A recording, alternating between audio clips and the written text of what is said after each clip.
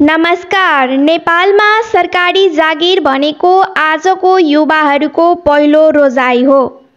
तर के तपाईलाई थाहा छ, संघीय निजामती सेवा विधेयक प्रतिनिधि सभाको राज्य व्यवस्था तथा सुशासन समितिबाट यही जेठको 2 गते चाहिँ पारित भएर आएको छ।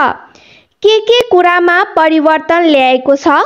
निजामती कर्मचारीको लागि के छ नयाँ व्यवस्थाहरू? निजामती सेवामा प्रवेश गर्ने कि नगर्ने? आजको भिडियोमा हामी 11 वटा संघीय निजामती सेवामा भएका व्यवस्थाहरूको बारेमा सरल भाषामा जानकारी दिनेछौँ। यदि तपाई लोकसेवा तयारी गर्दै हुनुहुन्छ भने यो जानकारी तपाईको लागि अत्यन्तै महत्त्वपूर्ण छ। संघीय निजामती सेवा ऐनले निजामती सेवामा प्रवेशको उमेर पुरुषको हकमा 35 वर्ष र महिलाको हकमा 39 वर्ष कायम हुने भएको छ। कर्मचारीको अवकाशको उमेर 60 वर्ष पुर्याएको छ। यस अघि चाहिँ 58 वर्ष थियो, तर यो व्यवस्था चरणबद्ध रूपमा लागू हुनेछ। खुला प्रतिस्पर्धाबाट सहसचिवको पदपूर्ति बन्द हुने भएको छ।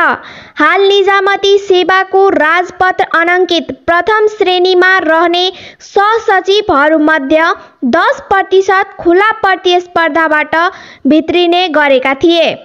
खरिदारहरू समेत 100% खुला प्रतिस्पर्धाबाट आउनेछन्। विधेयकमा अतिरिक्त सचिवको पद सिर्जना गरिएको छ। सचिव भन्दा तल्लो र सहसचिव भन्दा माथिल्लो तहमा रहने गरी सिर्जना गरिएको अतिरिक्त सचिवको पद 13औं तहको विशिष्ट श्रेणीको अधिकृत हुनेछन्। निजामती सेवाबाट अवकाश पाएको 2 वर्षसम्म कर्मचारीहरूले कुनै पनि कूटनीतिक नियुक्ति अथवा संवैधानिक नियुक्ति लिन नपाउने गरी कुलिङ पिरियडको व्यवस्था गरेको छ। सरकारको मुख्य सचिवको सेवा अवधि 2 वर्षको हुने भएको छ। हाल यस्तो अवधि 3 वर्षको छ। सचिवको सेवा अवधि पनि 5 वर्षबाट हटाएर 4 वर्ष बनाएको छ। प्रदेश र स्थानीय तहका कर्मचारीहरूलाई पनि अन्तर्प्रदेश सरुवाको बाटो खुलेको छ।